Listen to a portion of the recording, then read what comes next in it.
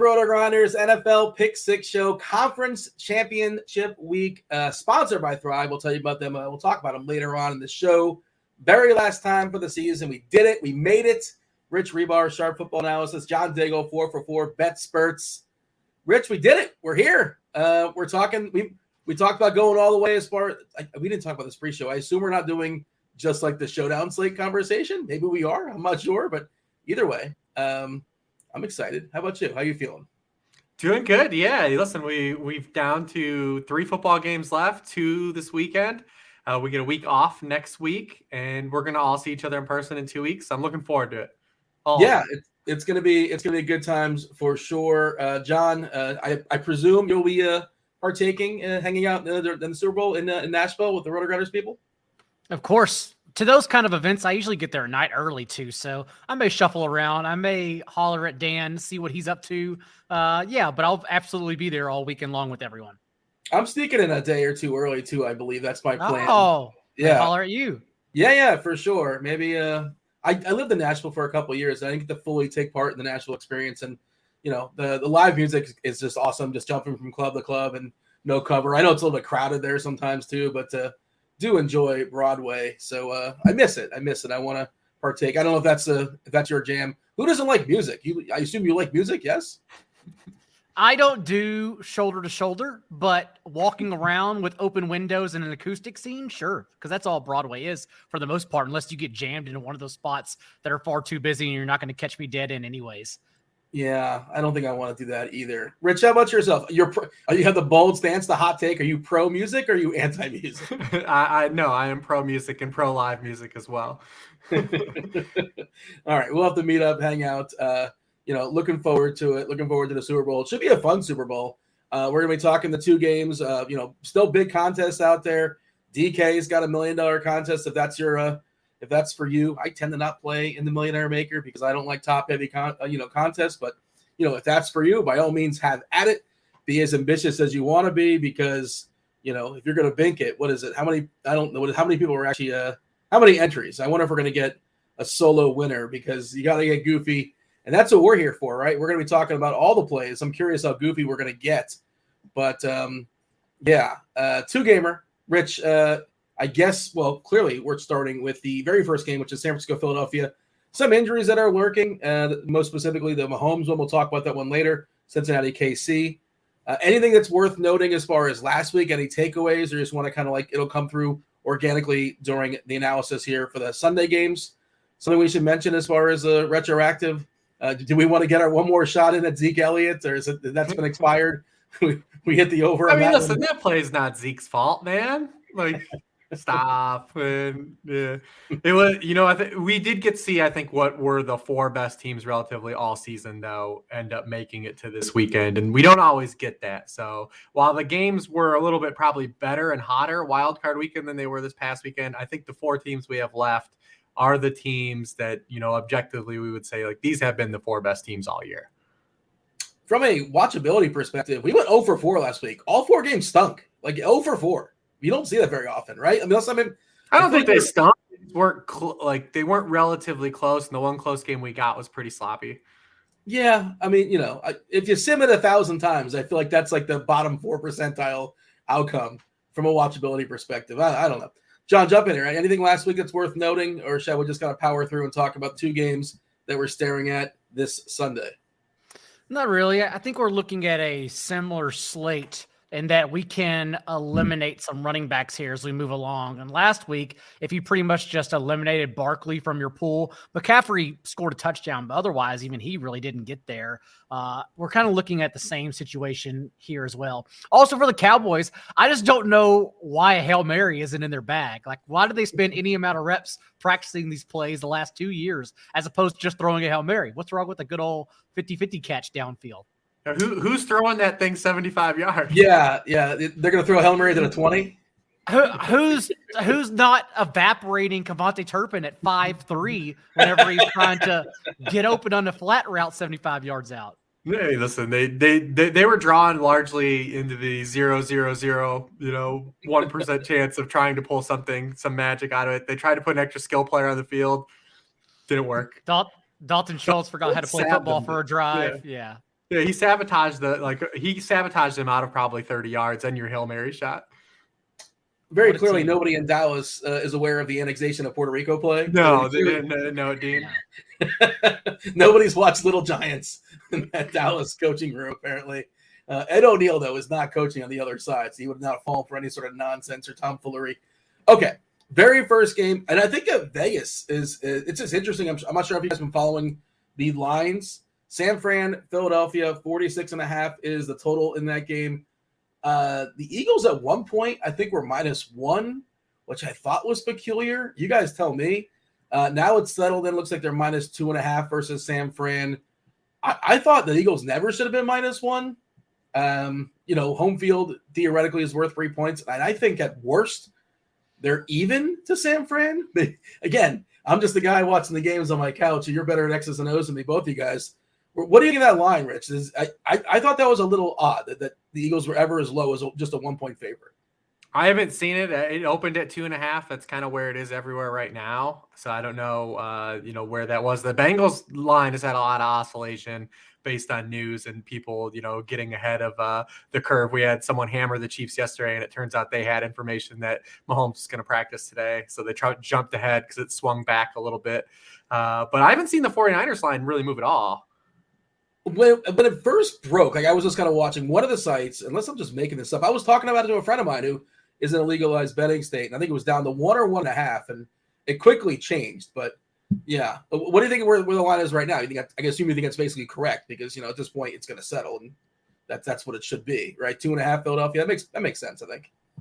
Yeah, I think it's probably a full point too late. I think it should be 3.5, or you just do the 3. But both of these games are going to be tight. This one's probably going to be the lower scoring. Obviously, it's implied that it's going to be low scoring, but both of these teams have faced a very small sample of good defenses. And when they have faced good defenses, their offensive numbers have pretty much dropped, not completely to like bottom of the league stuff, but very much off of their pace versus other teams in the league. We saw the 49ers face like their first legitimate test with Brock Purdy last week, and they only averaged 4.9 yards per play, by far their fewest in a game Purdy started. It was the lowest of all teams that won last weekend. They had the lowest third down conversion rate of any team that won last week and the lowest red zone conversion rate.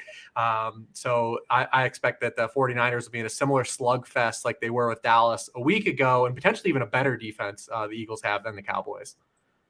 Yeah. I agree with you. I think Philadelphia is the bet here, but not that this is a bet show, obviously. But I do like the Philadelphia side, even laying the 2.5.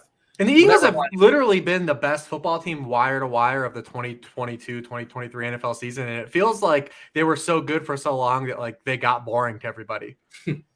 Well, there was a point where we thought like there's a chance they might run the table. Weren't they like 12-0 or 13-0 at one point? I think that's how they started the season. They won the first. They ran out the first like maybe 11 or 12.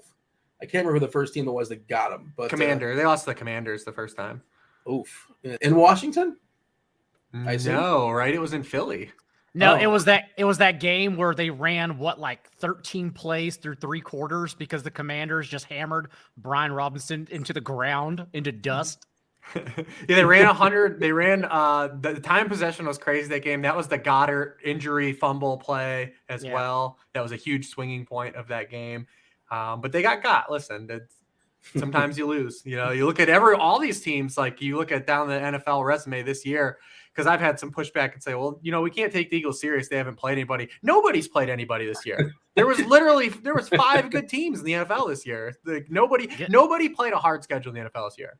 Just look at the quarterbacks the Bengals faced this year, and yet here they are. You could argue like they're the best team right now, the hottest team right now, at least. Does that matter? Like momentum, is that real or is that fabricated? Like you said, they're hot and and they have the experience from last year. Like people will tell stories. And confidence is definitely real. I mean, it's immeasurable, but just any walk of life. Like if anyone's played any type of sport on even an amateur level, even hell, man, like cards or that, confidence is real. We also have, I didn't realize last week, I probably would have bet it differently, but we also have the Bengals versus the NFL, since they are very clearly aware that, or they think the NFL screwed them over with the home field advantage. We have the Joe Mixon coin toss touchdown celebration a couple weeks ago. We have Joe Burrow, before he's even asked, show up to the podium, and his first sentence is, "Go get your refunds for the neutral site game." Zach Taylor's clearly molded a motivational scheme for the Bengals as well. That Bengals offensive line also heard people talking about how they were like children, like trying to block grown men. We talked about it last week. I mean, the structure of the Bengals offense was going to make it still like they were going to be able to avoid that. What was surprising was how effectively they ran the ball in that game, which, we'll talk about that when we get to there. But we talk about the Bengals, they weren't just going to give up a bunch of sacks because Burrow was getting rid of the football way too damn fast. And that wasn't going to, that was just, it's like the same thing with Brady, right? Like Brady, the Bucs had a terrible offensive line. Well, you still ain't going to sack him. He's not going to let you hit him, Brady. He's untouchable. And when he did hold on to the ball, he was still awesome. Like there was no weather excuses for the Bengals, whereas that's what the Bills had. Does the snow, or do you think the snow helped the line just a tick? It could have. Yeah. It could have negated the pass rush and helped out. Yeah, the O-line a little bit there. All right, let's jump back to San Fran, Philadelphia again. 46.5 as far as the total. Philadelphia, a slight favorite. John, I'll let you open this up. And by all means, I didn't ask you if you have any thoughts as far as the line. Feel free to fire them out there. There's certainly a Venn diagram of people that are listening that are playing DFS and also sports wagering. Plenty of states out there with it regulated at this point. But Eagles, San Fran, dealer's choice. Where do you want to start? We'll start with the Eagles because, to Rich's point, like for books to get action, I think you have to keep it around the 3. If you put it on the 3, that's just fair, and everyone knows it. But for the Eagles to be favored by less than 3 at 2.5 right now, if the Eagles were to jump over that and be favored by 3 in the hook, that would clearly get the most action. So I believe we're just going to settle here at 2.5 unless some very big bets come and move it to 3.5. And honestly, the narrative these past few games have been Jalen Hurts not throwing deep, being inaccurate throwing deep, but his 3 quickest times we know from snap to throw this year occurred in all 3 games against the Giants. I'm assuming that was just to make life easier and get rid of the ball quickly, knowing Wink Martindale was going to send the house at him at will every single snap. But I also consider that good preparation for this game, just because I comp it personally to San Francisco's pass rush to Dallas's pass rush. And as we saw against Dallas, all the Eagles did, well, they did a couple things, but really what they did was get rid of the ball quickly as well. A.J. Brown had a 32% target share in that game, but also had the lowest depth of target in any game all year, 4.8 yards downfield. As they, if you remember, just faked off handoffs with Miles Sanders to Micah Parsons' side every single time. And then if Parsons went with Sanders in a flat route, then Hurts would run it upfield. If not, then they would either throw to A.J. Brown or dump it off to Sanders, depending what Micah Parsons did. And that's how I consider this pass rush for San Francisco. Also, though, if we think they're just going to leave the ball in Jalen Hurts' hands, knowing they can't run it all, and I'm personally just eliminating Eagles running backs from my pool this week and making it that much easier, I think, for myself.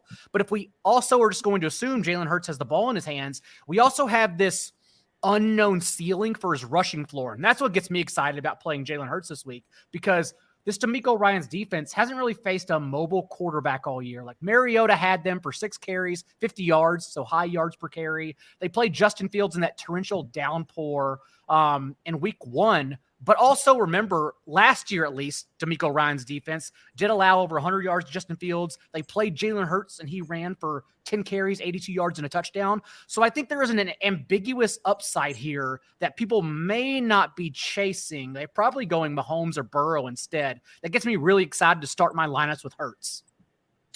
Hey, John, when you say you're eliminating Eagles running backs, how many lineups are you making? Because like if you're making 3 lineups, sure. If you're making 150, that is some boldness. Like I don't think you're a 150 guy, right?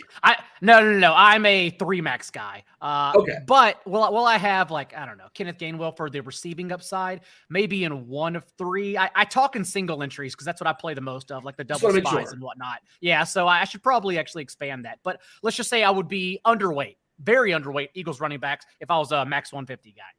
Yeah, because if you're running 150, like you talked about Barkley last week, I actually played a bunch of lineups, and I might have like maybe 5 or 10% Barkley, and you'd think that I'd have a big edge in the field, but I also had like 5 or 10% Mixon, so good job. I picked the Eagles running back wrong. I did go Sanders. It was clearly Gainwell.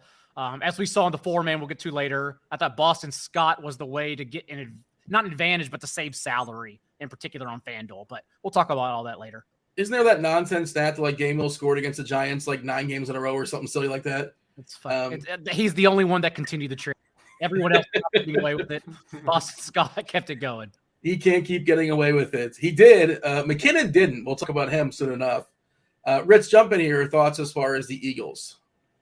Yeah, I mean, when you look at the Eagles, they've been a team that's been game plan sensitive to the opponent basically the entire season. And you look at the 49ers, I mean, teams really they're an inherent pass funnel for 2 reasons. One, they've led a lot of games, and then 2, they're really awesome against the run.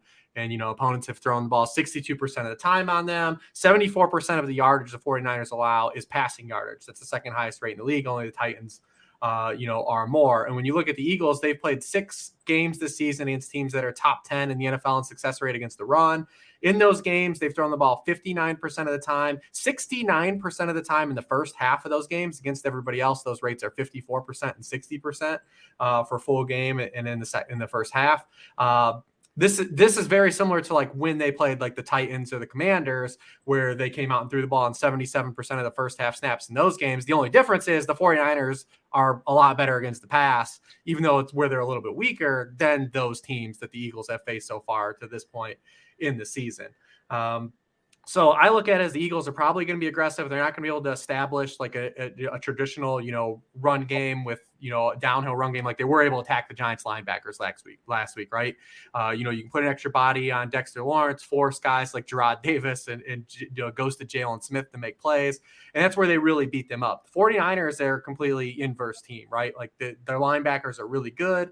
I think the Eagles are going to have a hard time just traditionally running the football here. It's going to have to use, Jalen Hurts' legs. And it's going to have to be a big A.J. Brown, Devontae Smith game. And the Eagles already throw the ball 70% of the time to their wide receivers, the highest rate in the league, 69.6% of the time. And that's the one area where the 49ers are vulnerable. They have another big game to CeeDee Lamb last week.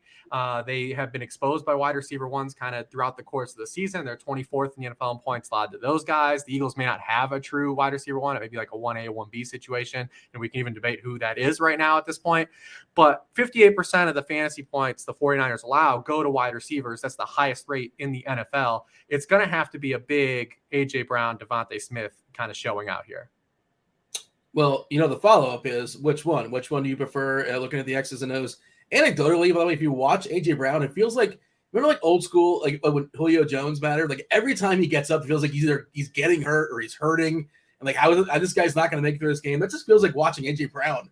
Like last game, every time he's on the ground. It's like he struggles to get back up. He almost always will, but I always get nervous when I roster him. But of course, he has those incredible ceiling games as well. Brown and Smith, pretty close, actually closer than probably you would guess when you start looking at the numbers. But they're also relatively similar as far as asking price now. $7K for Brown, $6.8 for Smith. Basically a coin toss on DK. Do you have a lean, Rich, as far as forgetting my ownership? We don't know what that's going to be at this point anyway. Brown versus Smith, who's got the better ceiling option? For ceiling, I would still say it's Brown, and it'd be interesting because we were on Devontae Smith as the pivot last week, where Brown is going to check in and be more popular, and it turns out he was he's out targeted AJ Brown in 7 of the past 10 games. Just the men's ceiling is not quite as high where Brown's is, but I think it's going to flip. I think we're going to see Devontae Smith end up more popular than AJ Brown this week, so we'll see and monitor that. Obviously, I'll go with the lesser owned guy. I think it's a great bounce back spot for AJ Brown as well. We talked about the 49ers versus wide receiver ones. They're, bad against perimeter wide receivers. That's where Devontae Smith plays too. It's kind of a dealer's choice here. I do kind of slightly prefer Brown, but only because I think right now in my head, I think he'll be lower rostered, but we'll see how that comes to be to the end of the week. We may get a little injury discount as well, which in a short slate, obviously more than willing to take a chance on a player with his ceiling. Am I wrong for saying that, John, as far as A.J. Brown? He just feels like a guy that always... Well, he was banged up last week. I mean, he played the fewest snaps he's played in a game. They talked about he had some kind of hip or hamstring. They were kind of they didn't really disclose what it was. But he played just 11 snaps in the second half of that game. And he only ran 5 pass routes in the second half of that game. He was clearly dealing with something. Rich, on in 150, do you include Quez Watkins? He's got to at least be... He's got to be in the mix. And Zach Pascal, he ran more pass routes than Watkins. He's a little bit better of a blocker, so they had him in, obviously, the run-heavy script, especially in the second half of that game, where they were it was the token Eagles game, right, that we saw all year. They get out to a huge lead, and then the Eagles offense has to do absolutely nothing in the second half. They threw 7 passes in the second half. That won't happen this week. I think this game will be a lot tighter. But yeah, I think you got to include Quez Watkins because he plays a little bit in the slot, and where the 49ers have been vulnerable around these downfield throws, right? Like the deep throws, 20 yards or further downfield. Quez Watkins has the highest rate of his targets come from on the Eagles roster. 49ers are 23rd in completion rate. They've allowed 6 touchdowns to wide receivers on those throws. That's 27th in the NFL. He would be kind of the one-off dart, I think, to throw here with the Eagles pass catchers. Especially because Dallas Goedert, we're expecting to come in quite high roster given his cheap salary. And honestly, a tight end slate where yet again, you're really just asking if you can fade Travis Kelce or not and get away with anyone else. We could not last week. Yeah, we have. We could not. Yeah, he almost had. I played a lot of Goddard. It still wasn't enough.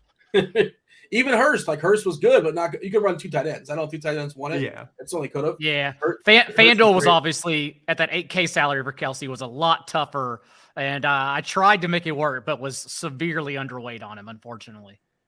Yeah, I mean, we'll get to him. I think a producer Steve was the only one in the 4-man to have Kelce. He had him at Mahomes, and he still won. I think he beat me by like a point.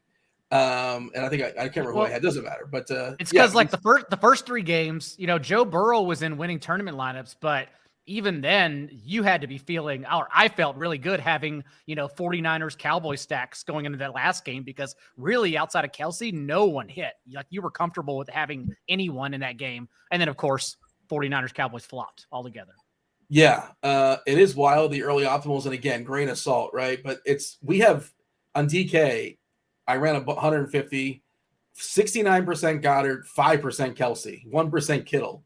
Just outrageous. Like it's not going to settle like that, obviously. No. But it tells you, if nothing else, tells you the cap is tight.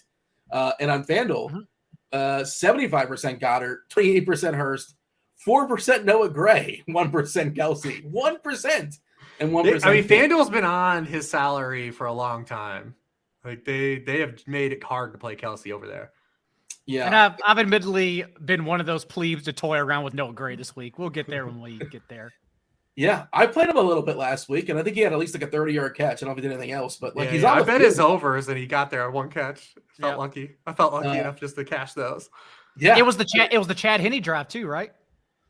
Yeah, it was. Yeah. No, he caught it in the second half. I think he had his catch. Okay, yeah, it was that 127-yard catch. Yep. Yeah, we got there on 1 play. That's all you need when you bet the. Yeah, Wilson, when your receiving line is 15.5 yards. Well, don't look down, Rich, but it's 12.5 this week. Just let me baby, fire it up. I'm getting flashbacks to my T.Y. Hilton. We go back. Oh, Jesus, I don't want to talk about it. T.Y. Hilton nearly got there. He did outscore Michael Gallup. That's the best part. we did call that part. He outscored Michael Gallup. Anything else? I mean, yeah, Goddard's great. I think it's an interesting ownership conversation because, again, what we're seeing, he's almost definitely going to be the most popular tight end, just kind of the way lineup construction works. 4-1 on DK is that's a really good price. Yeah, and Kelce's 7-8, and we'll get to Kelce. But Kelce was on track last week to have the most catches all time in a playoff game. I think he had 10 in the first, 15, I think is number 1. I tweeted it out. I think it was a couple of running backs, Darren Sproles and somebody else. It's 15 catches. Both those teams, the Jaguars and the 49ers, were just like willing to let both of those guys, CeeDee Lamb and Travis Kelce, just catch pass after pass. And it was like, all right, we know exactly what's coming here. Are we not going to bracket him, do anything here? Yeah, I mean, you might want to cover that guy. He's pretty good. I mean, Travis Kelce, he had 17 targets in that game. Outrageous. He had 14 catches. The rest of the Chiefs had 13 catches. The Jaguars, remember, they drafted Devin Lloyd for that reason, pretty much just to stop Travis Kelce. And they benched him mid-year. They can't even get him on the field. Interesting. We got to talk about the Niners. Brock Purdy, tough environment. This is probably the toughest environment he's ever going to be in, or in his short career, in Philadelphia for the championship game here. Should note, I guess, and who knows, but the CMC thing last week with his leg or his hamstring, and they're, again, they didn't just hammer him. They were playing Mitchell a good bit down the stretch. It's Wednesday. We'll see. Stay tuned. I guess we'll have the conversation, Rich, assuming that CMC is a full go. but talk to me about the Niners and whatever your level of concern on a Wednesday about CMC. I think it was his hamstring, right? I think it was a calf injury, and that's something we've seen. With Elijah Mitchell active, he's the body blows guy, right? Like when they need to put this thing away, it's always been Elijah Mitchell. McCaffrey's now played 6 games with Elijah Mitchell, and he's rushed for more than 45 yards in one of them. And in that one game, he had a 68-yard run on its own. So he kind of got there on one kind of carry in that game. But we've seen, it has all been Elijah Mitchell, and the same to end games, because you see Elijah Mitchell, 11 of his 14 carries came in the fourth quarter again last week. In the 6 games he's played with Christian McCaffrey, he has just 17 of his 62 carries in the first half of those games. It's going to be, CMC early, and if the game's tight, we might never even see Mitchell, or if this injury, because remember Mitchell has a groin injury too. He's another one of those guys, like you talk about Julio, and he's always perpetually dealing with some kind of soft tissue injury. But it's also another run back spot for like McCaffrey to be in another bad environment running the football. You look at since week 11, when the Eagles acquired Linval Joseph and Ndamukong Suh, that aged beef, we called it. The Eagles have a 66% success rate against running back carries. That's 8th in the NFL. They've allowed a first down or touchdown on 16% of all running back carries. That's the lowest rate in the NFL over that span. And then prior to that, it was at 56% success rate. That was 28th in the NFL. A first down or touchdown, 26% of all carries. That was 29th in the NFL. Without any of Linval Joseph, the rookie Jordan Davis, or Ndamukong Suh on the field, they've allowed 5.5 yards per carry to running back, 60% success rate. With any of the three, just one of the three, it's 3.93 yards per carry, 66% success rate. They've been really good against the run. They've given up a lot of rushing production. They faced a slew of mobile quarterbacks that have boosted up the rushing yardage they've given up in totality, but they've been really excellent against running backs. It's going to have to be a game where CMC, I think, is involved in the pass game a lot, like how he was last week. He had the yards last week, but 6 of 8 targets, led the team in targets. That's probably what we see in a similar run out, because the heat's coming again. We saw Brock Purdy last week face the team as number 1 in pressure rate, but Dallas, although they create a lot of pressures, are really bad at converting their pressures into sacks. They're first in the NFL in pressure rate, 15th in sack rate on pressures. Guess who is number 2 in pressure rate? The Eagles. And guess who's number 1 in the NFL in converting pressures into sacks? The Eagles. So this is going to be another game where Purdy is going to have just a lot of heat on him again. And that's kind of been his one bugaboo so far as a starter. It's everyone's starter. He's a rookie quarterback. You expect pressure bothers at the best of quarterbacks. But that's kind of been his splits. When he's kept clean, he's awesome. When he's kept clean against the Cowboys, he was incredible. He's 15 to 17 passing in that game. But when the Cowboys were able to get pressure on him, 3 yards per pass attempt, that's kind of where the world we live in again this week with the 49ers. It's going to be another game where Purdy might be fine and not turn the ball over, but it's probably a low ceiling for a lot of these 49ers players again. Eagles also averaged the most sacks per game, 3.1, and a double-digit sack rate when they sent 4 pass rushers or less this year. And that's what Dallas did. They pressured Purdy, as you mentioned, on 50% of his dropbacks, the highest rate of the divisional round, and sending 4 rushers on all but only 7 defensive snaps in that game. That's all they blitzed at all. So it is a similar situation. And if we're looking at that and Purdy being under pressure, in my opinion, it takes away from Purdy's ceiling. The good thing is we at least know that this target tree is pretty whittled down. Like George Kittle, yes, as he's shown us, can definitely get there solely on touchdowns from Purdy. But with Deebo Samuel back in the mix now, even if you just look at only the playoffs, Samuel has 16 targets, leads the team in that span. Christian McCaffrey's next up with 10. And if we are, yes, I'm not wanting to play McCaffrey for his rushing production, but honestly, like looking at the big picture landscape of the slate, I look at everyone and ask, like, what running back produces this weekend? So it's almost like I want to find a way to pay up for McCaffrey's receptions, not even giving a damn like what he does on the ground. Yeah, it's interesting where it feels like, and that's why you were talking about before about Miles Sanders crossing him out. It's like, okay, cross out Miles Sanders. CMC, you got to doesn't catch passes anyways. Yeah. I mean, you look at CMC's games last week from a DraftKings slate. I mean, he the yardage wasn't there, efficiency was there, but he caught 6 passes and scored a touchdown. So I mean, you're getting those full PPR points, and he's got that touchdown equity always. And 5 5 points for catches may be good on this running back slate, honestly. It's like last week, Samaj Piran we talked about on DraftKings, and he got 11 points, which, considering the rest of the running backs, like that was the RB2 you needed to win tournaments. But like we talked about earlier, I played Boston Scott on FanDuel because it's a different conversation. We're trying to chase touchdowns there, so I wasn't playing Piran there. But McCaffrey, just given the landscape, unless you're trying to squeeze in Kelsey, like maybe that's the player you play anyways and just hope for the receiving score. I didn't hear a ton of optimism for San Fran from Rich, and that's kind of where I'm at too. And that's where, again, I also think that most of the Eagles guys have lowered ceilings too. I mean, you have to temper, I think, expectations for both teams in this game based on their performances against, when they've had to punch up. I mean, the Eagles have only played 5 games against teams that are top 10 in EPA allowed per play. And in those games, their points per drive dropped to 1.93. They scored a touchdown on 23% of those possessions, and they've scored on 33% of those drives. Those are massive drops off of their games against opponents outside of those parameters. So, I mean, in general, I think this game is going to look a lot like the Dallas 49ers game a week ago. Just depends where the turnovers go, though. But yeah, I think you're probably the wide receivers here on the Eagles have the highest ceilings. I think when you're looking at just like a unit group of like guys that can like really have like a big game, right? Because the 49ers have been giving up big games to wide receivers. Mm-hmm. But the rest of these guys, I think, if they hit for you, it's going to be they got you like what you needed, as opposed to like Debo going nuts or Kittle going nuts or Goddard going nuts or, Miles Sanders going nuts. I think most of the other guys are just getting you there if they do hit. And that's why I am, we don't know on a Wednesday, as you said, Dean, but I am going to be looking at ownership the entire time because I would guess right now, Bengals Chiefs, especially the Bengals side, is much more attractive to a lot of people. And if that's the case, I do want, and I do want to, though, be overweight on the Eagles offense, just because I think we're going to get, as we mentioned, a lot of volume from Jalen Hurts, and that's a chance I'm just willing to take.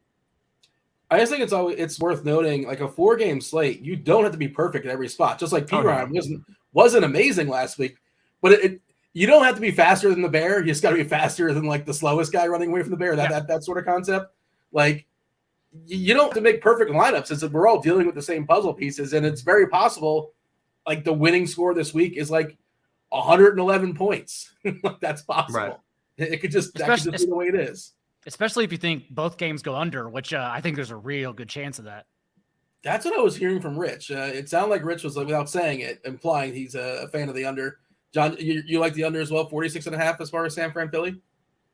I prefer not that I think it's going to go over, but if I had to pick one, I would think the over has a better chance in this game than Bengals Chiefs personally.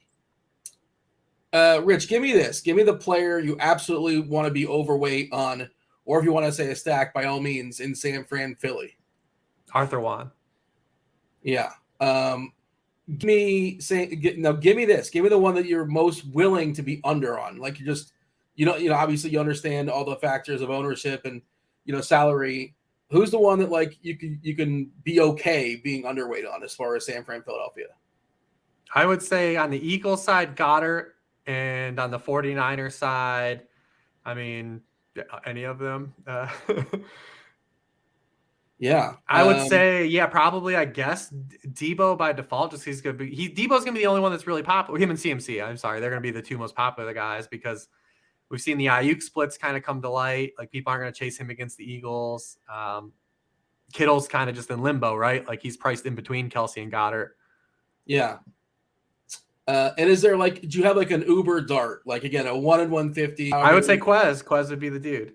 Yeah. Okay. That's what I want. And the same questions for you, John. The dude, the player, the stack that you absolutely want to have that you're going to do your best to make sure you're overweight on in relevance to the field. San Fran, Philly. It's definitely Jalen Hurts, and then I'll probably tinker with some Hurts wide receiver onslaughts. And your most comfortable fade? It's Dallas Goedert. My lineups do not represent Dallas Goedert well right now, at least on Wednesday. All right. So I'm hearing stack Hurts with Brown. That's what I'm hearing. And what is your goofy, ambitious fade? We didn't really talk about the Jennings or the Ray McLeods of the world. Again, if you're running 150, I suppose they're in your pool. You don't feel confident about them. Their floor is 0. Do you have you see Quez Watkins and raise them with somebody? I don't think I could beat Quez Watkins, who I am open to for all the reasons. Juwan Jennings. Yeah.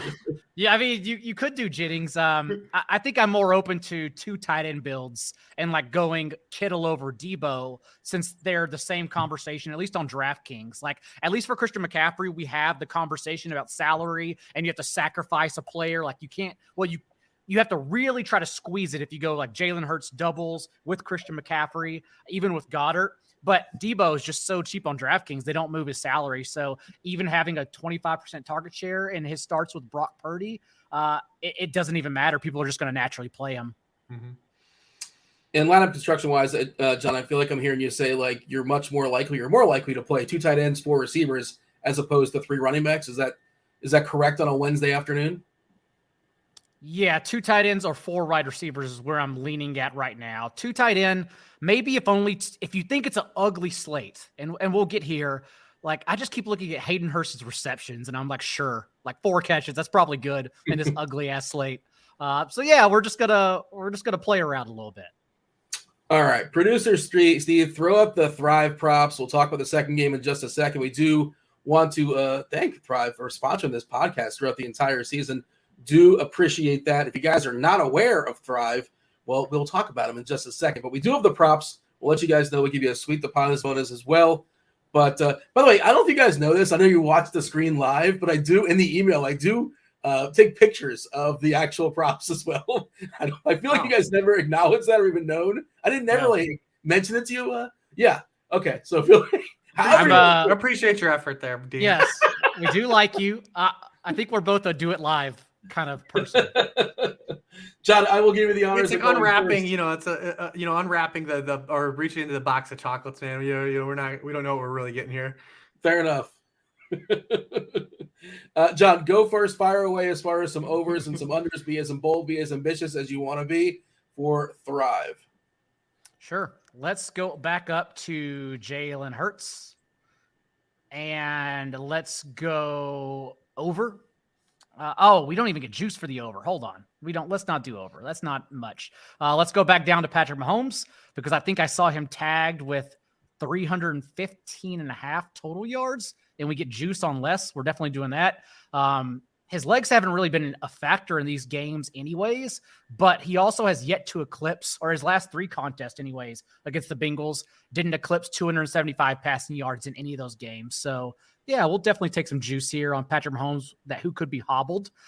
And then, gosh, Juju, that Mahomes injury killed me last week. He wasn't getting there anyways. He probably wasn't. That's probably an excuse I make, honestly. At least the opening drive. The opening drive was hot, though. We got a couple. We're going to talk about those jamokes, man. These Kansas City wide receivers. We're getting them all back this week too. We get to play them all. The world is your oyster. And then they make them tough this week. They're not even giving you good. Under 56.5 for Miles Sanders. We get, is that 50-point juice on Miles Sanders? Yes, under. That's receiving too, just so you know. It's rushing and receiving. That's okay.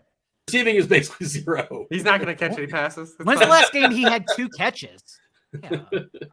Why don't they throw the ball to him? It's kind of weird, but all right. To answer that question, week 13 was the last time he had 2 receptions. It's been a while.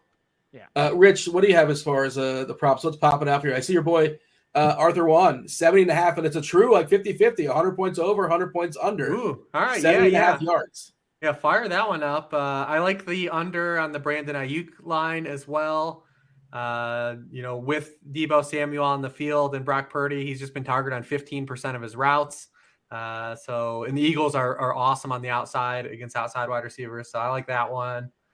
I kind of like the McCaffrey under rushing yards because it's no receiving yards are factored in. He's only rushed for more than 45 yards in one game that Elijah Mitchell's played. Plus you have the calf injury out. Like what if there's an aggravation? I feel like Debo, you're giving away 20 points, but I mean the over 3.5 catches feel like too clean there to just give those away. We need some of the free ones, right? Yeah, that feels pretty good. As far as I'm curious what his projections are projected for, but I'm pulling it up right now. That's all about in the game we talked about. Bengals Chiefs we haven't talked about, but what do we get? Burrow, if we can get 3 passing tuds, he's we're getting juice there. Mixon, 52.5 rushing yards looks pretty solid. A lot of these look pretty good in that game. You can get a pick as well. You can get 2 touchdowns and a pick for Burrow. You're there. Yeah, it's true. An interception gets you there too. I definitely think he's throwing multiple tuds in this game. Yeah, so I don't mind that one as well. But yeah, those all look good. Those all look good in that one. I also agree with Daigle's Mahomes take. Yeah, I just pulled it up. His passing yard projection, for what it's worth, is right under 300. I saw 299 in the blitz for courtesy of Cardi. I say courtesy, like I didn't ask for permission, but I pulled it up. I assume he wouldn't be angry if I threw it out there. If you guys are not aware of Thrive, we've been talking about it all season long. Where have you been? Joining the fantasy prop action this NFL season. Thrive Fantasy, easy to play. As you see, you just kind of pick 10 of these 20. And you pick your 10 favorite props based upon points. You click the most points, you win yourself a big chunk of the prize pool. The ones that are more likely to happen, you get less points for. Less likely to happen, you get more points for. You're rewarded for your ambition if it hits. We have a nice bonus code for y'all as well. Grinders, that's GRINDERS. When you sign up for a deposit bonus up to $250, as well as free tickets. Terms and conditions apply. Check out the RotoGrinders review page for Thrive Fantasy in the description for more. I have it written here as far as the tickets, or at least I did. I think you get more tickets. I know you get more tickets. Here it is. Yeah, 2 free $20 contest tickets if you deposit between $100 and $499. You deposit $500 or more, 6 free individual $20 contest tickets to play for there on Thrive. Okay, 1 game down, 1 game to go. We'll talk about our movie afterwards. Joe Burrow versus Mahomes, 47.5 is the total. Kansas City. This is the one, right? They are now, a 1-point dog at home. They opened as, didn't they open as like a 2-point favorite, I want to say, or 1.5-point favorite at home? Of course, some hesitancy, some murkiness as far as the health of Mahomes. But, yeah, he was at least seen today. He practiced, and he was seen today walking without a walk away from the podium. So that's at least some optimism, I suppose. There's still 1-point dogs at home versus Cincinnati. I'll throw it to you, Rich. Like how much, and again, Wednesday, more information will be had going forward. But what we have right now, how concerned are you with Mahomes and his injury? And, how are you going to adjust, if you are, as far as making lineups? Not a whole time. And we saw Mahomes last week, even in the second half of that game. He led all quarterbacks in the divisional round in second half passer rating and EPA per play. Pretty good on one leg, Patrick Mahomes still. So, I mean, you do take away a component where, like you saw, like on the first drive of that game, his plays out of structure are just so amazing. But he could still play some traditional quarterback too. He's pretty good. So I do think that more or less, like he's still going to be able to throw the ball effectively in this game. Now, in these matchups with the Bengals, though, like they've done a really good job at already eliminating his ceiling. In these 3 matchups with these teams, he's been right at 20 points, 20.9, 20.9, 19.8 fantasy points. When these teams played earlier in the season, he completed just 59% of his passes, and the Bengals are number 1 in the NFL in completion rate allowed to quarterbacks. Daigle talked about some of the quarterbacks they faced, and they didn't face a really daunting rogues gallery, but they did limit guys like Mahomes, and they did face him. There's another good quarterback they faced too, Josh Allen last week, and way below his seasonal output as well. It was just Mahomes had 1 game where he completed fewer rate of his passes than this game, and he had just 1 game where he threw for lower passing yards than this game against the Bengals. Lou Anarumo, the dude he's got the touch, man. And you look at these games against the Chiefs, and it's just what he's done against everybody since he's been with the Bengals. In the second half of these games, the Chiefs just can't score points. And that's kind of what has been Lou Anarumu's like kind of calling card, is that the Bengals don't give up any production in the second half of games. And it happened again to the Bills last week. The Chiefs have led all of these games. They led 2 of the 3 in the first half. They haven't trailed going into the fourth quarter of any of these 3 games, even though everyone keeps citing the 3, Burrow's 3-0. These games have been good games. They've been tight, and the Chiefs have largely led or been leading in these games going into the fourth quarter. But yeah, they've already limited the ceiling of Mahomes, so they've kind of had his number. When you look at the Chiefs in general, there's still something about the Chiefs that's kind of uninspiring versus other Chiefs teams, right? And we saw a little bit of that again last week. Like, these wide receivers aren't any good. And it's kind of a problem. It really is. It really is more of a, like, they've gotten this far, so it's not like a huge problem, but like, they don't have any good wide receivers.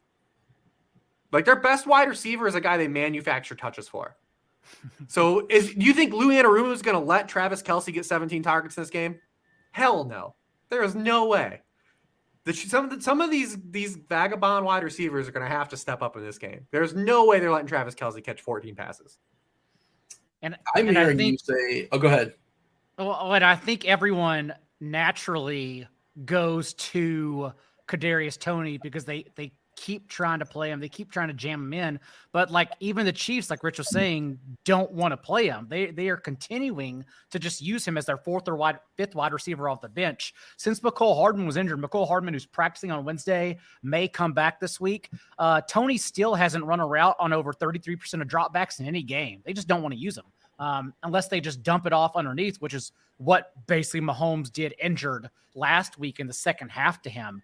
And now if we get McCole Hardman back, it looks like we may get Clyde Edwards-Helaire back. There's a chance Jody Fortson also returns and ruins our $2,500 Noah Gray this week. Like, these guys don't inspire you, I understand, from like an on-field perspective, but for fantasy, like, we're kind of just now, if all these guys are only getting there on touchdowns anyway, especially Kadarius Toney, like what happens then with the guys who were previously getting there only on touchdowns, comes back and vultures the usage. Best case scenario now, everyone's in a part-time role. It's a really weird situation to parse through for the Chiefs. Well, MVS had like one touchdown last week, but I think it was his only catch. You mentioned Toney. I think he had 12 routes is the word I heard, but when he's on the field, like cover him because he's getting the ball. Yeah. Well, you can't cover him because he's getting the ball behind the line of scrimmage. Yeah. and his usage, remember, like he only got that usage because that was McCole Hardman's usage. So what happens now if Hardman's returns? Did we see a change in Mahomes' ADOT, after the leg thing? I feel like watching the game, he was throwing a little bit shorter, but maybe I'm just wrong. Just kind of. Well, it's because he's throwing the ball 17 times as tight end. Yeah. Yeah. Okay. It's the same thing. We've done this shit all year with Justin Herbert, right? Like, where people keep talking about like Joe Lombardi is the only reason Justin Herbert has a low ADOT, even though he's throwing the ball 300 times to, Austin Eckler, Keenan Allen and Josh Palmer. Like, ADOT is not a quarterback stat. It's a receiver stat. So if you're going to be throwing the ball 17 times to your tight end, your ADOT's not going to look so great, right? Like that's kind of where we are with that. But I will say this: there's a very strong chance one of these Chiefs wide receivers is the guy you need, and I can't tell you by hook or crook who to play. I don't know. I don't know. How do you choose one of these guys? The Chiefs have targeted their wide receivers just 48% of the time. Only the Ravens have targeted their wide receivers at a lower rate. They haven't had a 100-yard wide receiver since week 7.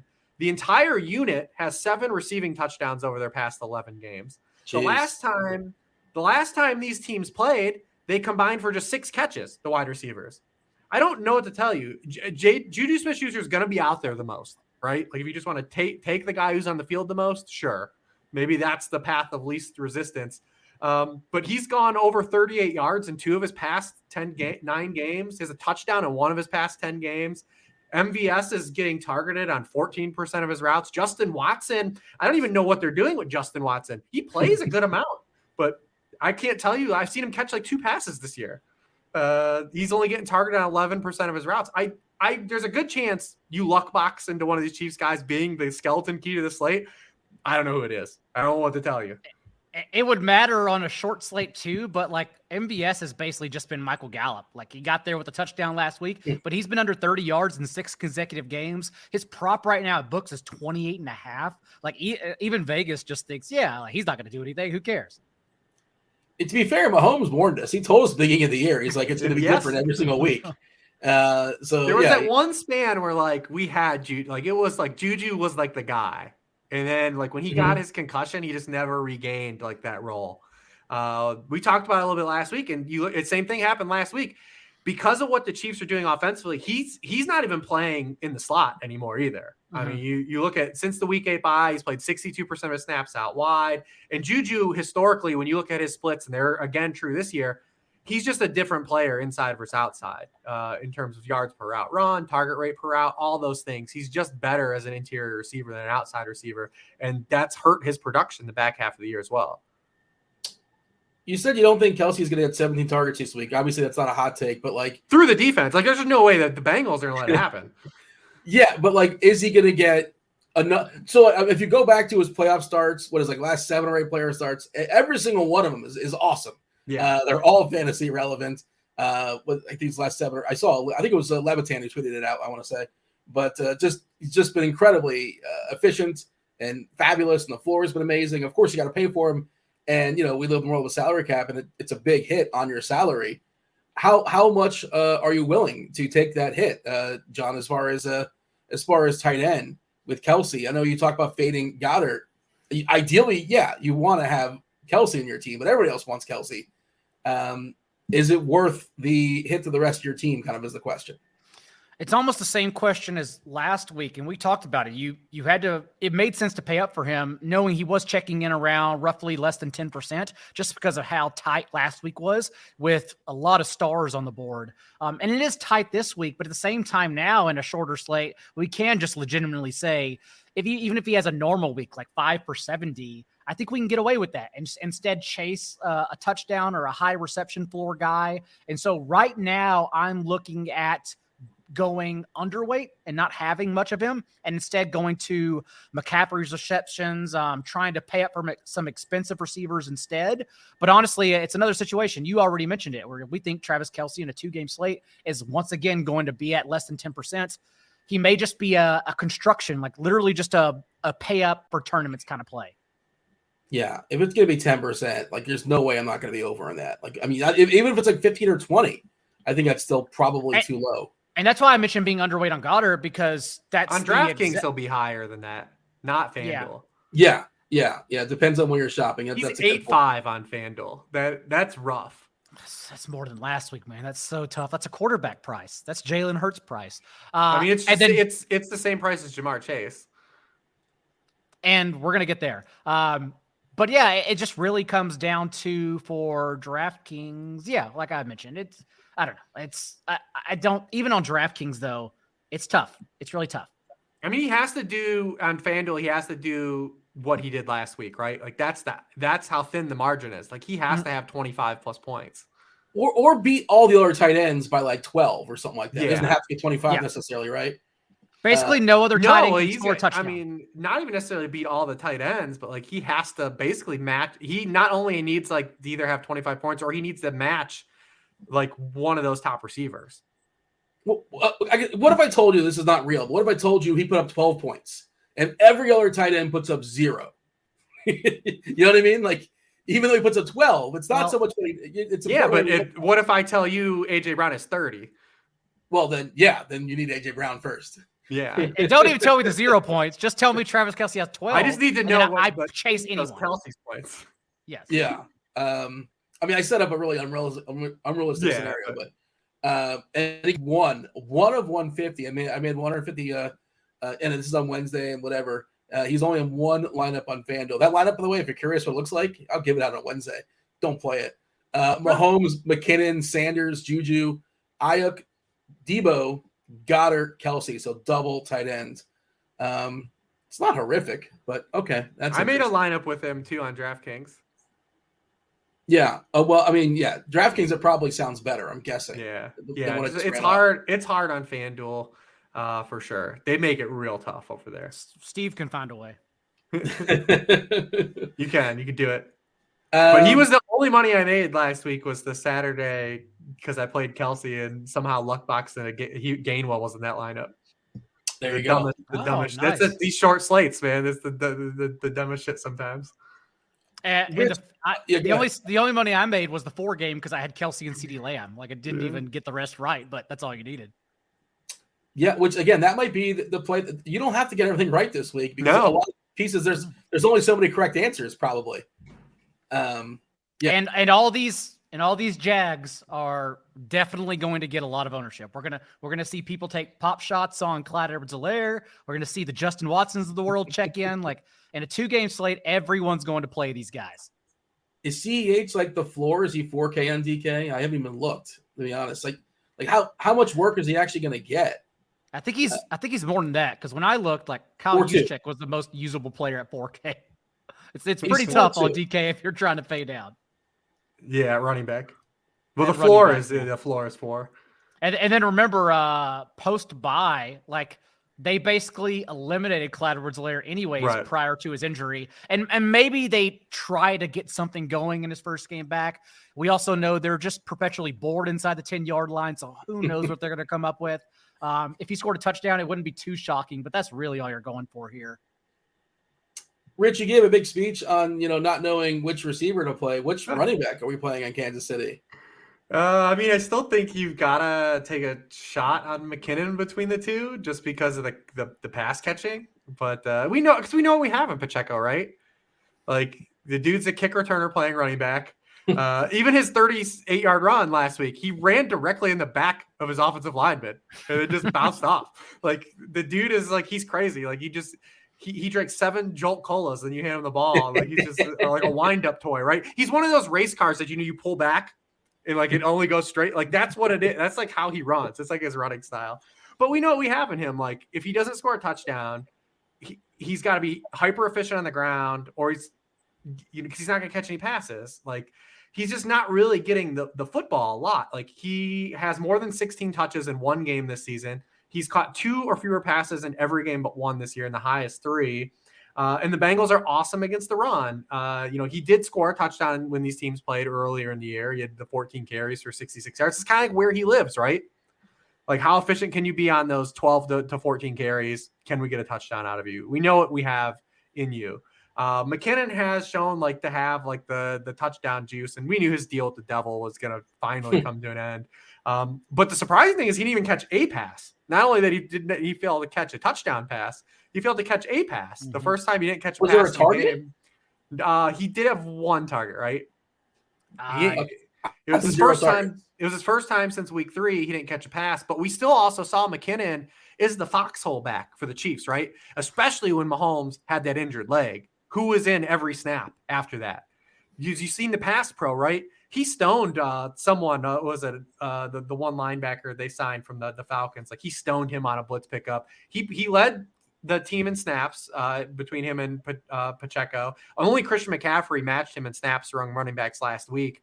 And he's got that red zone equity. So if you're forcing me, I would still choose him. But I don't feel like the ceiling is high for either of these guys. But on a short slate, like, who has a high ceiling outside of McCaffrey and Mixon anyways? So, I mean, sure.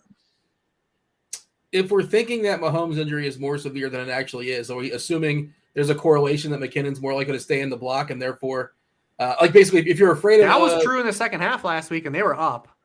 Mm-hmm. Yeah. So, again, and if Mahomes is fine, I guess McKinnon will run more patterns. But they've also shown us, because the Chiefs pretty good real football team. Like, there's been no point outside of the Rams game where they've just lined up in the second half of games and said all right, Pacheco, it's your time to dust these guys off, right? Like, that's never it hasn't happened. Yeah. Final take here on the Chiefs here, John. Did you want to give a thought as far as this running back situation? It's murky. Everything about KC is murky. 1 of 12 guys can score touchdowns. Again, I just really don't foresee much rushing production from anyone, Joe Mixon included. And if that's the case, I'm just trying to chase receptions yet again in this slate, like we talked about last week. So saving the salary, or going up to Christian McCaffrey, or otherwise saving the salary, including on someone like McKinnon, I'm fine with that. John, give me your Bengals take. Feel free to start wherever you want to start as far as Cincy. Well, let's start with the offensive line. We talked about that last week, and yes, we didn't think it would factor much, which is what led us to Joe Mixon, P. Ryan. That was only Joe Mixon's only second 100-yard game all year long. I would guess we don't expect him to have that kind of rushing production again, as we've talked about throughout the show.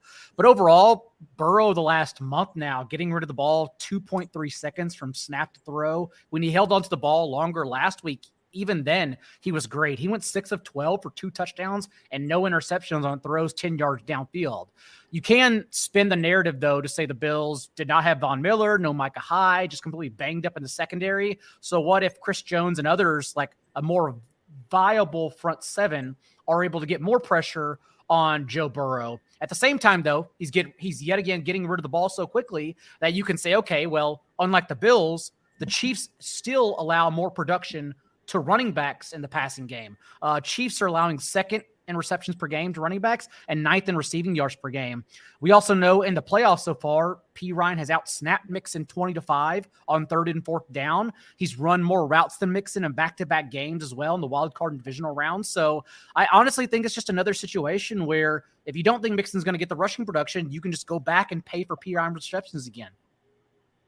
Jump in here, Rich. I feel like if I was hearing you earlier, like you seem pretty confident Burrow's going to throw multiple touchdowns. So, and you're getting a bit of a discount off of Hurts, off of Mahomes. Is Burrow your favorite quarterback this week? Unless I was listening wrong, or you think Mahomes going to throw for 4? Yeah, he'll be the Fields too. He's going to be the highest rostered quarterback on the slate for sure. I feel pretty confident in that. Daigle brought up, being able to pressure Burrow. They pressured Burrow on just 22% of his dropbacks the first matchup. The only quarterback the Chiefs pressured at a lower rate this season was Tom Brady, and that was 17%. And it's been a problem for the Chiefs all year, whether they get home or not. No team is impacted by whether they pressure the quarterback more or not against the pass. When they have pressured the opposing quarterback, the Chiefs have allowed a 42% completion rate. That's sixth lowest in the league. They've allowed a league low 3.6 yards per pass attempt. When they haven't gotten pressure on the quarterback, they've allowed a league high 74.7% completion rate, 7.8 yards per pass attempt. That's 24th in the NFL, and a 5.5% touchdown rate. That's 30th in the NFL. These teams have played 3 times since last January. Everyone knows that. When the Chiefs have not pressured Joe Burrow in those games, and remember, they've only sacked him 6 times in these games, 1 each in the last 2. He's completed 75% of his passes, 9.1 yards per pass attempt, 7 passing touchdowns, 1 interception. The game this year, when the Chiefs didn't pressure him, he was 22 of 27, 9.2 yards per pass attempt, 2 touchdowns when they didn't pressure him. Tyler Boyd also dropped a 3rd touchdown in that game, which was horrendous. So, yeah, I mean, and another thing, too, that Burrow was in this game, he ran a season high 11 times this matchup, and this has been common against the Chiefs. Since their week 8 bye, only the Lions have allowed more rushing yards to opposing quarterbacks than the Chiefs. They've allowed 5.5 rushing points per game to opposing quarterbacks of that span. Every quarterback has rushed for 15 or more yards against them, and all but 2 have rushed for 20 or more yards against them, including Burrow's 11 for 46 and a touchdown. So I think just Mahomes' injury is in the salary is going to get Burrow to be the highest roster quarterback. This game is going to have the most popularity anyways because the total. But yeah, I think he's and he's absolutely smashed these 3 matchups. Like compared to Mahomes, like he's got 2 30-point games and a 21-point game in these 3 matchups. He's been the ceiling play between these 2 quarterbacks. Team totals wise, the closest team total on the slate, San Fran 22. The highest one is Cincinnati at 24.25. So it's pretty condensed in the total. 47.5 Cincy KC, 46.5 San Fran Philly. Question for you here, Rich, follow up, because KC, I assume they're aware of all those stats. The DC for KC, is he a stubborn dude or is he willing to adjust? What do you think he's going to do? Spags does a lot of different things, but he's another one of these guys that he can't help himself. He likes to pressure the quarterback. He likes to try to dial up pressure, but you don't blitz Joe Burrow, man, because you ain't going to get there. Why blitz? And it's the same thing. Like Daniel talk. Why blitz a guy that's getting rid of the ball in 2 seconds? What's the point, right? Like we live that thing with like end of the career Roethlisberger, although he wasn't any good, right? Like teams are just like, why the hell are we going to blitz this dude? Like, what's the point? It's the same thing with Brady, right? Like nobody blitzes because you're not going to get home. But isn't that chicken and the egg? If you only send 3, like theoretically, wouldn't he hold the ball for another half a second? Probably not, because it hasn't been the MO. Because here's the kicker. What the Bengals see was it's what pushed us their offense to run this way in the first place, right? Even when their offensive line is healthy, is they just see so much too high safety looks, right? And it's pushed them to run their offensive structure this way. Look at even Jamar Chase's depth of target, his yards per catch, his yards per reception versus rookie year. Like everything is condensed, right? Like they're getting rid of the football and they're relying on the short passing game. And they were doing this long before the offensive line got banged up. Go ahead. This for Jamar Chase goes back to the second half of last year, whenever teams started shutting him out downfield. Like then Brian Callahan was wise enough to start bringing Chase closer to the line of scrimmage because it's Jamar Chase. You still have to get him the ball. And that's what they've been doing since they brought him back from injury. Chase leads the Bengals in targets in every game since week 14, and his volume in that span, he's averaging 12 targets and a 31.5% target share. Like, they're just jamming it to him no matter where he is on the field. So it's just a situation where whatever I think of Joe Burrow and the ceiling of this game, it's like I have to play Jamar Chase because I think he can lead the entire weekend in receptions with ease. Jamar Chase or A.J. Brown, John? Oh, God. It's still Jamar Chase because, again, I think the slate's ugly. And so I'm just going to take – I really think it's a floor slate. And so I'm just taking the floors here. But I'm still going to probably play both in every lineup. Yeah, Rich, you said your favorite play in that first game was Brown. Brown versus Chase? Yeah, I mean, it's hard to go against a guy as talented as Chase getting as many targets as Chase, right? Like, it's – I mean, he has, Daigle said, 31.5% of the team targets since he came back in week 13. He has 40.6% of team air yards. The next closest Bengals at 22.9%. He's been targeted on 28% of his routes. The next closest is at 20.6%. I mean, they are just feeding him. And then the spot, the Chiefs are 31st in the NFL in points allowed to opposing wide receiver 1 targets. No team has allowed more receiving touchdowns to opposing wide receiver 1s than the Chiefs this year at 16. And they've also allowed a 5.7% touchdown rate to all wide receivers, which is 31st in the league. He came back. His first game back was against the Chiefs from injured reserve, and he had 7 catches and 97 yards. Like, it's just objectively a great spot. They're funneling him with targets. He's really nuked the other guys, although I do kind of want to still play Tyler Boyd. So Boyd is your favorite of the next group as far as Higgins, Boyd, Hurst, Irwin R. Shyster, Trent Irwin. Yeah. Because we've talked about the Chiefs. We've talked about the Chiefs versus slot receivers all year. It happened again last week. Christian Kirk was the second highest scoring wide receiver on the slate last week. Boyd had 4 catches for 60 yards when these teams played in week 13. And he absolutely put down the easiest touchdown of his career in that game. You can find it if you didn't see it, but they ran like a nice little a slot fade, where Chase is running the slant from the outside and he's running the wheel. Absolutely bricked it. So I do like him the most. I'm prepared to lose more money on Tyler Boyd receiving yardage overs like I did last week when he had 23 yards on his first catch of the game, and his yardage total was still 31.5, and we lost. We lost money still. We're going back. We're prepared to lose more money. Martingale, baby. Double down. John, your take as far as the rest of the receiving core? Obviously, Chase in kind of a tier of his own. Salary is a thing as well. Higgins, Boyd, Irwin. Irwin, I think, is in the 150 pool. I think if you might want to get a pinch of that to make stuff. He's got a chance. He's in the field, right? And then of course Hurst. Nothing sexy there. Probably the 4th of these 4 tight ends, but it's a pretty good tight end slate considering it's only 2 games. Pretty tight end strong. And Irwin popped up for that 13-yard catch last week. But other than that, like Rich said, Jamar Chase has just gotten so much that he's pretty much nuked everyone.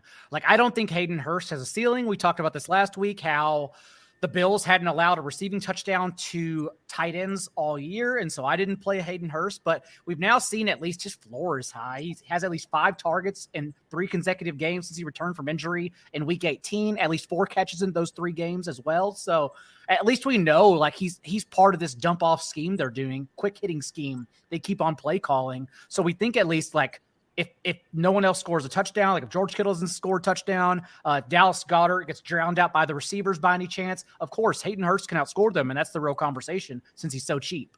Oh, he's going to be right, but at 3K on DraftKings, he's going to be – people are just going to go straight to him. After if you're not playing Kelsey, they're just going to go straight to the 3K. Yeah, or Goddard 4-1. So we need Jody Fortson to be out so we can play Noah Gray. All right, same questions as the first game, John. I'll start with you. The player, the stack that you're going to be you want to be well over the field on, you feel most confident about, the one player you absolutely want to have, or the one stack you absolutely want to have in your lineups in Cincinnati, Kansas City is who? The obvious answer is Jamar Chase, but I do think, given the structure of the slate, I keep on hinting at it over and over again. I like Samaj P. Ryan quite a bit. Tyler Boyd's also in my pool of wide receivers.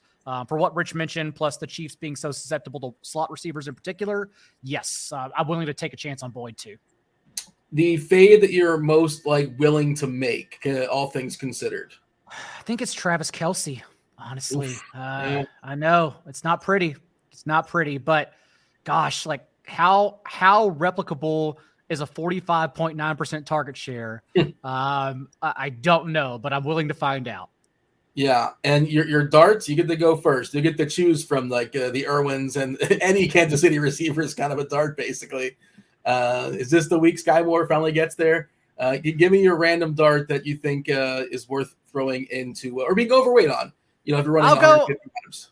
I'll go ahead and say Noah Gray. I'll just make it easy. Well, I don't know if Noah Gray ever makes it easy, but at least we know that, the Chiefs without McCole Hardman, and again, we may get McCole Hardman, so it may not even matter. But even last week, for instance, they went 12 personnel on 28% of their snaps, as they've been doing the last month since McCole Hardman and Jody Fortson were injured.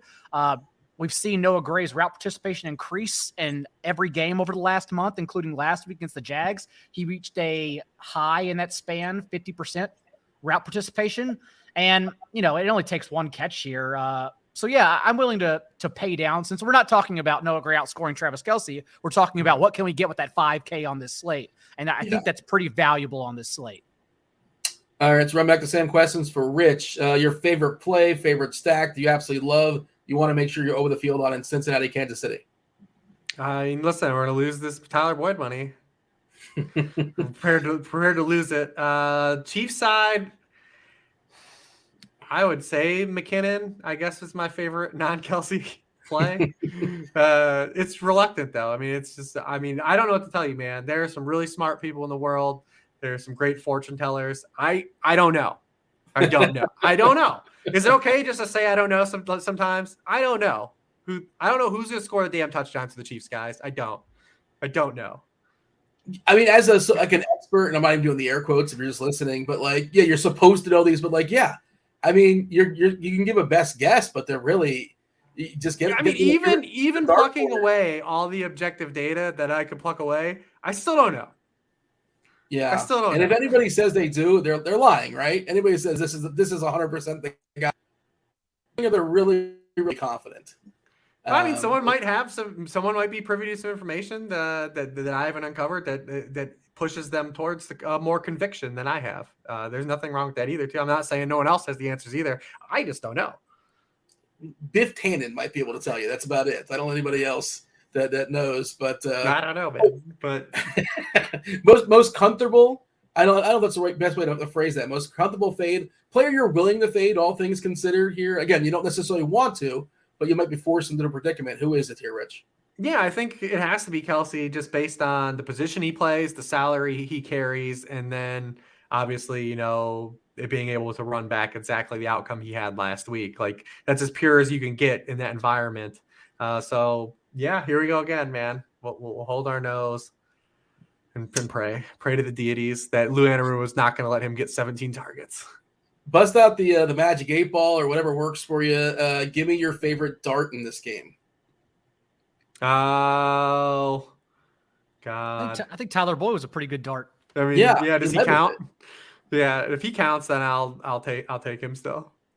And who wins? Who we see in the Super Bowl when we're in Nashville? Boy, shout out Dan Bach for making it happen, for bringing it back. And you guys were an integral part. You guys pushed for it. So thanks to y'all as well. We complained. If that's the same as pushing, sure. We openly complained.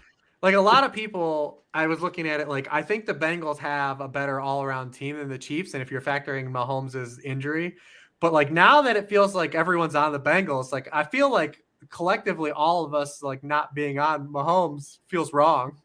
So I'm not comfortable at all. I'm not really comfortable at all. I like the Eagles to outright win in the NFC, though. Like, I do have conviction that I think the Eagles win. I think I'm going to try to wager some real American dollars on Philadelphia -2.5. I think, it's midnight for Purdy, and I know Shanahan, and he puts his quarterbacks in great positions. It's a really, really tough spot to play, and we're in less than 3. We're basically saying they're the same team, essentially, and I like the Philly side. I think that they win this game by more than 3. But, yeah, how about your thoughts here, John? Who we see in the Super Bowl? Yeah, I think it's the Eagles and the Bengals. For DFS purposes, the Bengals are definitely getting steamed. But for betting wise, I don't know if I'm seeing that. I'm still seeing a lot of sharp people on the Chiefs, which makes me question my Bengals pick. But either way, I like the Eagles a lot. I've had them since the beginning of the week. And then, I think Chiefs-Bengals, although a toss-up, I'm still leaning Cincinnati. Cincy, I know for a fact there was a group that bet the Chiefs yesterday to push it back that knew that Mahomes was going to practice today. Yeah. Are you in that Discord by chance? Or you have 2 degrees of separation. Yeah. Listen, I do have some access to that kind of stuff. Those groups, the groups that are throwing around money that we can dream about betting. The syndicates that we're never going to lead. That will never be there. As I bet my Tyler Boyd over receiving ladders. Props at $200. I think we're getting a Kelsey brothers a Super Bowl. That's what we're getting. Kansas City wins this game. Philadelphia wins this game. For podcast purposes, I hope so. Yeah. I haven't listened to their podcast, but I've heard like snippets of it on Twitter. That's great. It seems like a lot of fun. They seem like they always have a good personality. They seem like enjoyable guys. I heard him talking about the Zeke play like before the show today. It's kind of why Zeke was in my brain, I suppose. They were kind of clowning on it, but also just like, we respect Zeke. We're just having a good time. Mm-hmm. That seems like what's the name of that podcast? By chance? New Heights, because they are from Cleveland Heights. Oh, there you go. That's why you like them. Those are my boys, man. Listen, I'm older than those guys. Our high school played Cleveland Heights, but I'm older than those fellows. Isn't there a movie with like Shia LaBeouf with something Heights that's Cleveland centric or Ohio centric? Yes, it is. I know what it's called too. Shit. I don't Shaker Heights. It's Shaker Heights. It's a Shaker Heights movie. One like that Matt Damon like movie making contest that was on HBO. Yep. Yeah, many years ago. It's a good segue, by the way, into our little movie bit. Oh, we should tell the people, hey, we gave you over an hour on 2 games. We are consistent, if anything. It could be 2 games or 13 games. We're going to be here for 1 hour and 20 every time. Yeah. Well, I mean, I wanted to give the people, because, again, these are the thoughts you're going to have to talk about. When you're making these lineups, you have to consider Tyler Boyd and, all, the Quez Watkins players of the world just kind of make stuff happen. And you got to be a little bit different, especially if you're playing in that money maker. You can't just hit that optimize button. That's not going to work for sure. But do want to just, since we have a moment, thank everybody for listening. Yeah, appreciate the listeners. Thanks to you guys, Hribar, Daigle, fabulous as always. I'm always happy to be the 3rd smartest guy in the room. Appreciate you guys just doing the show and extending it this year too, being so flexible. Producer Steve, shout out to producer Steve as well. Probably would forget this stuff in the show, so I wanted to make sure I get that out of the way. And also, thanks to Thrive. Thank you to Thrive for sponsoring the show as well. Kind of hit that like button if you guys are watching us on the old YouTube. Subscribe, turn on those notifications, do all those things. Hopefully, we will be back next season as well. Is there anything else as far as analysis here, Rich or John, or we're going to just segue seamlessly into our little movie conversation and tell the people goodbye that don't want to hear that? And, I think that's where we're at right now, right? Listen, if you need any more, I wrote up all these games. You can go check them out at the website. Well, tell the people what the website. No, at the website. I mean, if they don't know now, I would say it's at sharpfootballanalysis.com. Check that out. Yes, Rich Hribar, Sharp Football Analysis. Are you working? I'm terrible at promotion. Yeah, and I should have just threw it in there as well. My bad. Did you put stuff out there for 4 for 4 for BetSperts this week? No, I am done with the podcast. You can go to The Most Accurate Podcast is what it's called, where I talk about the games there. But written content, I am officially done until the postseason, the day after the Super Bowl. We'll be back. Enjoy it. Enjoy your break. Enjoy my 2-week break. That's not a break. Yes. Yeah. All right. Well, let's bring in producer Steve. If you guys aren't aware, and again, if you don't want to hear this nonsense, by all means, this is just, we have a little bit of conversation about our movie bet. Producer Steve won the movie bet last week by a point, and he had us watch, we all watched The Menu, which is free on HBO Go, if you guys are not aware, or HBO Max. It's no RIP HBO Go. It's no longer a thing. I think it lasted about a year or so, whatever, same sort of deal. But Steve, are you with us? Are you joining us? Are you coming in? Do you want to talk about your fabulous lineup? And the Menu. I think you said you were angry about it after watching it, which I'm curious to hear your angry takes. I was so frustrated with it. That's not how I thought it was going to end. And that's not like how I thought the movie was going to be going at all. It seemed like it was more funny than like scary. I thought it was supposed to be a little scary. It's kind of a horror. I mean, I think more than anything, it's a satire, I would say. Is that fair to say? Would you guys agree on like a sort of a comedy satire? Or anybody? Feel free to chime in. I didn't watch it. Oh, what? Oh, I thought you watched it. I did it. Satire, not comedy, right? There's some comedic moments. There were some comedic moments, and I felt like it just threw me off so much from what I was expecting. I guess that makes sense if you were thinking, yes, more of a comedy, and then we get towards the ending and it starts getting a lot more serious. I really liked it. I know, as you've mentioned in the past, Dean, it's a very hit or miss film for a lot of people. Like they're not on the fence. They either hate it or love it. I just think it's so unique. Like I can't recall a movie I've seen like that kind of comes out of nowhere like that presents a theme like that as well. So that's why I enjoyed it so much. It's like, oh, this is an original idea. I enjoy this. Rich, are you okay hearing spoilers? I don't want to spoil it for Rich. And like, no, I don't know if limitations are up. And this is a movie to go in cold on, I think. Absolutely. But yeah. I mean, it's my fault. I didn't watch it. Were you aware of the assignment, or just no? I did not know we were supposed to do. I mean, I thought he was picking a movie for this week. Oh yeah, but there's no show next week for us to discuss it. Oh, that's true. Good point. My bad. maybe we should have said that part. I guess he's giving me a series to watch, since I'll have longer. Longer window. What sucks the most about that is that you had a busy week too. Like you started Narcos, you went back and played Last of Us, so like you could have squeezed it in too. Yeah, I probably could have. I even watched The Last of Us, the show, twice, this week's episode twice. So I get that in. You could have fit it in. That's a damn shame. I rewatched The Menu because I wanted to have it fresh in my mind. And so I have not watched Last of Us just yet, but I'm going to. I'm super excited. I saw the first episode. I loved it. I did not watch Under Siege like John did earlier this week. John's still living. Under Siege 1 or 2? I haven't seen number 2. I've only seen the first one. All right. What way? Is it good? How could you love Under Siege and never say, there's another one?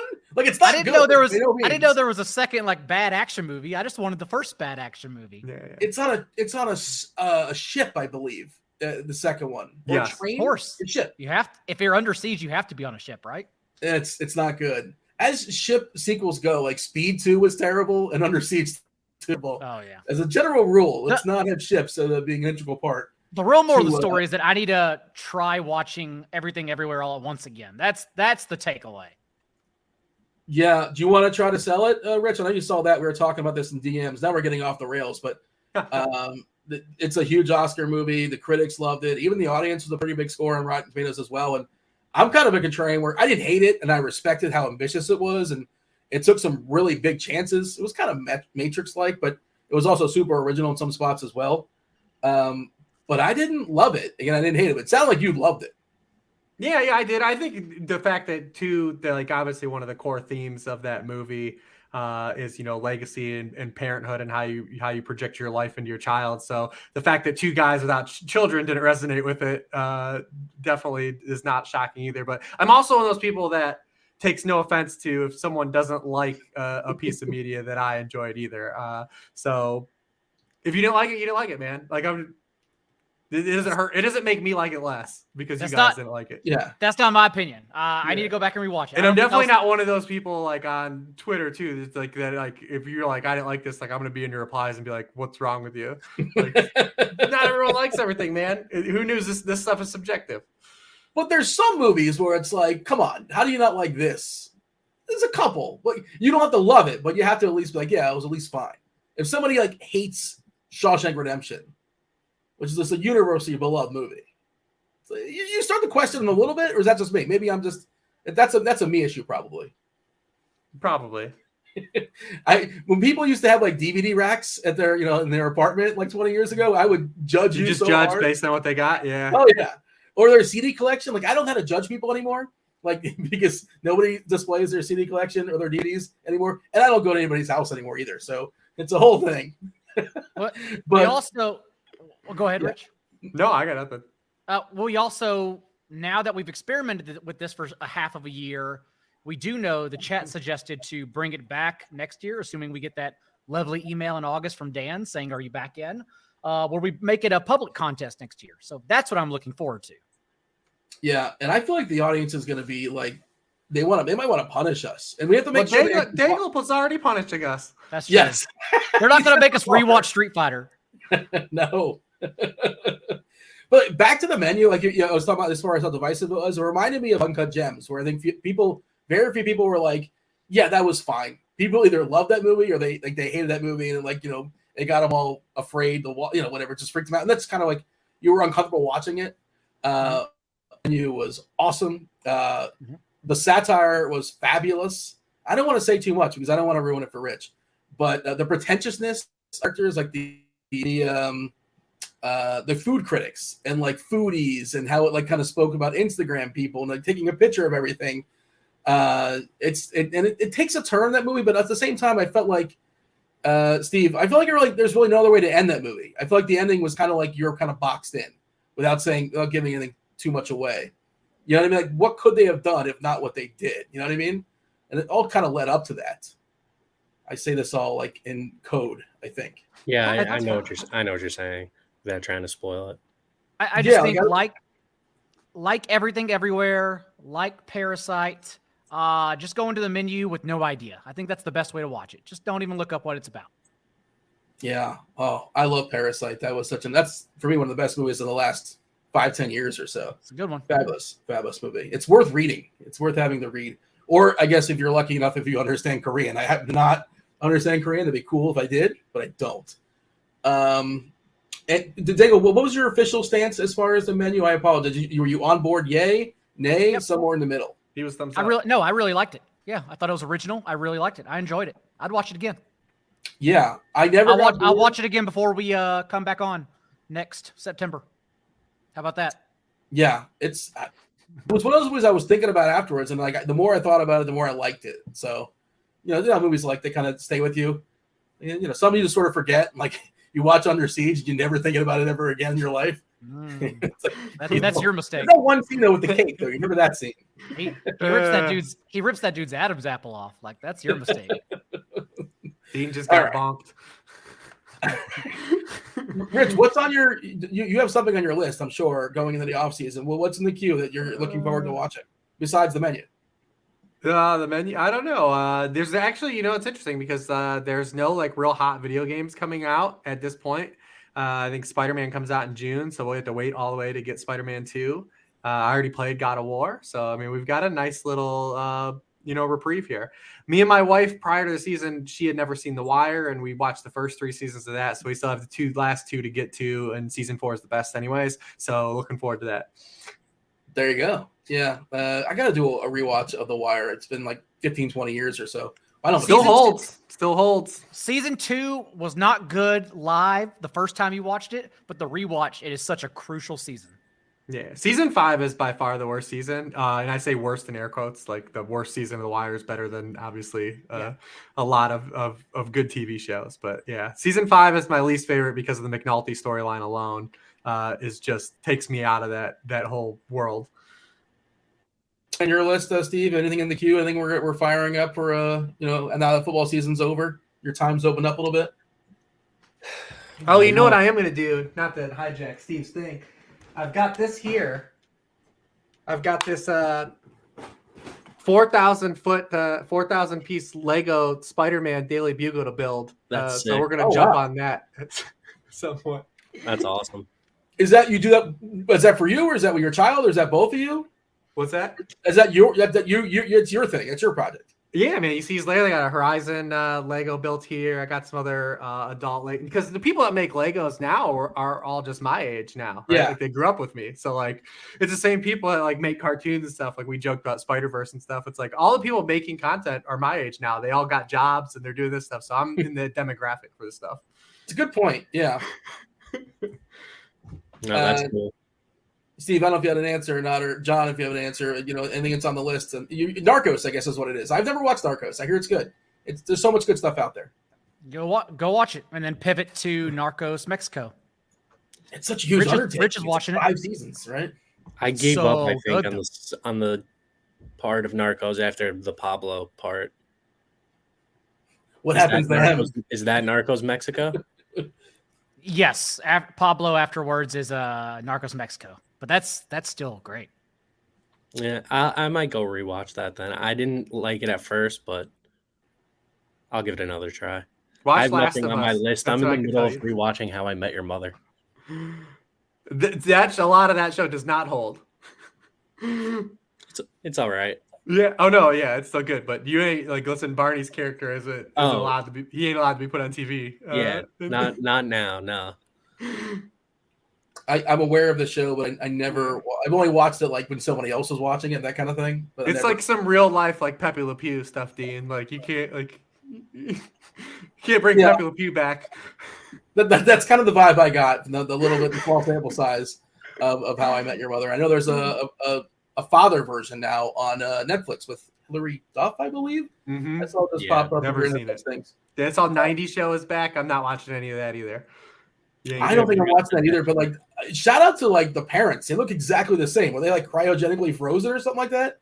They have not changed. They look unless they made like enhance their age years ago, and they were ready for this. I watched the trailer and I'm like, they look exactly the same, basically. Like it's 20 years later, give or take. Good for them. But all right, we're getting out of here. We do appreciate y'all listening. John, unless you got anything else to say for the people? That's about it. It seems bittersweet that this is coming to an end for 2022, but we made it through another year. It was officially at the beginning of this year, but this is now like the longest running crew of Pick Six, I believe, right, Rich? Considering all the handoffs. Yeah, I think so. What was this? Is this our third or fourth year for you and me? For me and you, it's 4. For Dean, I believe it's 3. Yeah. Yeah, and I think I did 3 with Silva and Crane. So, yeah. That means Dan's got to bring us back. All we got to do is complain until it happens. There you go. Rich, you're watching the menu. You're going to tell the people about the menu on Twitter, I assume? The people want to know. I won't because I don't never share opinions like that on Twitter because what good does a tweet like that do you? Mm-hmm. It sucks. What are you talking about? There is no upside in a tweet like that on Twitter. So I will refrain, but I do promise I will watch it. I will watch it this week. I'm going to see Daigle in person this weekend. I'll watch it before that, and I will tell him and relay to him what I thought about it. All righty. That is Rich Hribar. Check his content out at Sharp Football Analysis. John Daigle, 444 BetSperts. Producer Steve, again, thanks everybody for supporting, listening to the show. Could not do it without y'all. And again, thank you to Thrive. On behalf of Rich and John and Steve and Jolt Cola and Street Fighter and the menu, we do appreciate y'all listening this season to the NFL Pick Six show here at RotoGrinders. Win something this week. Save some money for the Super Bowl. It's going to be a good time for sure. That's it. We're out of here. Thank you.